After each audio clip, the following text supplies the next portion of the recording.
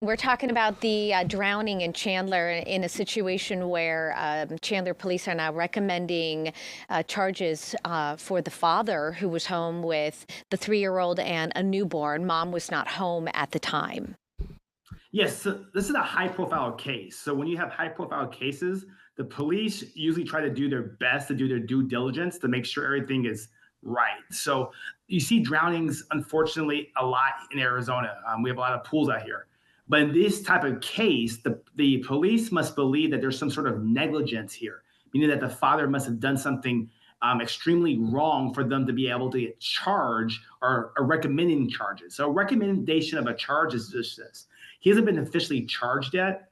That's up to the prosecutor, which is the county attorney's office. They'll review all the evidence that the Chandler Police Department has done, and they'll eventually decide whether or not he will get charged for his son being drowned. It's an unfortunate drowning. It's very sad. So some people are like, why are you going to charge a person when their son has drowned? But if the police department believes that there was a lot of negligence, some recklessness was involved, he should have been watching his 3-year-old son, then that can rise to a criminal offense. And we have seen that a lot in Arizona where people are charged. But a lot of times you do see where there's a drowning and there's no charges because it's an accidental drowning. So here, the Chandler Police Department must think that there's something more than this, just a simple accident. There's some negligence involved here on the father's part. Ben, can you kind of walk us through now that the police department has handed this over to the attorney's office? Do we know kind of like a timeline? How long does this usually take for them to take all of the findings that the Chandler Police Department has come forward with and then decide what they're going to do? And then also, if they look at those findings, if they have questions or need further information, possibly further evidence, want to review maybe surveillance video, can they ask for that at that time? Or are they just going off of what is presented to them? No, that's an excellent question for the viewers.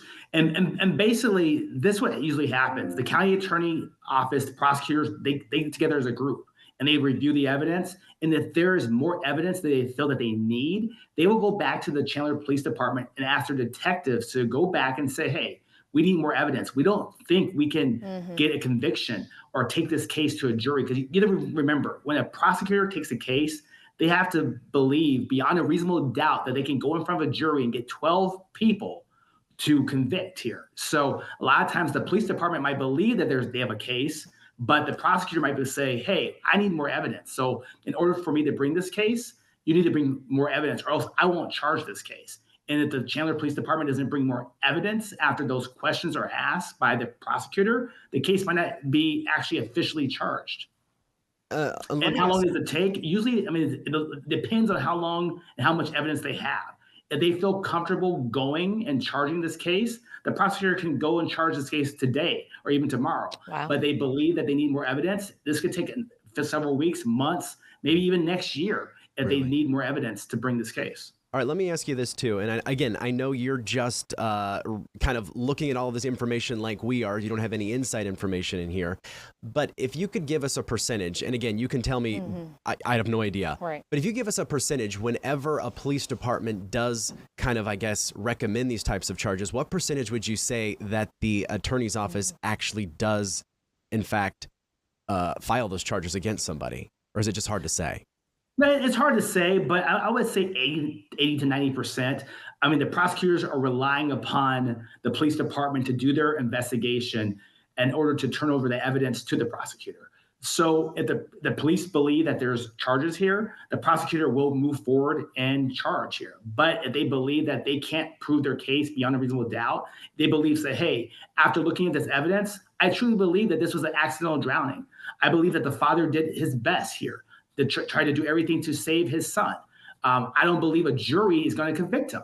We're not going to bring this. We're not going to waste taxpayers' money and time to bring the case. But if they do find evidence, like you said, we don't know all the facts here. But say allegedly there was drugs involved or alcohol involved in the father's system, or the father was drinking so much that he passed out and they found his son dead. Those are the type of facts and elements here that the prosecutor will say, hey, this is very extremely negligent. And we believe that we can take a case to a trial in front of a jury and get 12 people to convict. And to be clear, those are hypotheticals that, Yeah, that you're talking, hypothetical. right? Yeah, these are Hypothetical. hypotheticals. We are know all not the we are facts not here, talking but- about this. Yeah, you mentioned high profile, and I think that's very interesting because and I know you can't answer, and I'm not asking you to answer. Would they have been charged had this not been a very well-known TikTok or social media influencer? But I'm going to take you to that case. We had a gentleman who also was a TikToker and sprayed some pesticides on some fruit and some produce at a local Walmart, grocery yeah. store at a Walmart. And if I'm not mistaken, got several years in prison. I don't know what his background is. Maybe I don't know if he had one, didn't have one. Someone made a comment to me saying that they think, this is not my opinion, that they think, I don't have one, that because this was a high profile TikToker, the judge gave this person a harsher sentence, perhaps maybe to say, look, you can't do this. Make an example. Make an example out of it. Are we seeing that more and more? Because TikTok and social media people make a lot of money off of it. And again, I'm not saying this family does, but is that something that we are seeing now in the legal system, the justice system? Under the law should be applied equally Right. amongst everybody, no matter Yeah. how rich you are, how poor you are, how famous you are. But we're human, right? And prosecutors are human. Police departments are human, and sometimes people do want to get a little, fired up and go after the famous person. You see that sometimes in trials. Perfect example. A couple of weeks ago, you saw the P. Diddy trial. Love him or hate him, a lot of people felt that the prosecutor overcharged him, and that's why he was found not guilty on the top charge, because he's a high-profile person. In this case here, you have a high-profile person on TikTok. So sometimes prosecutors and police want to go after the high-profile people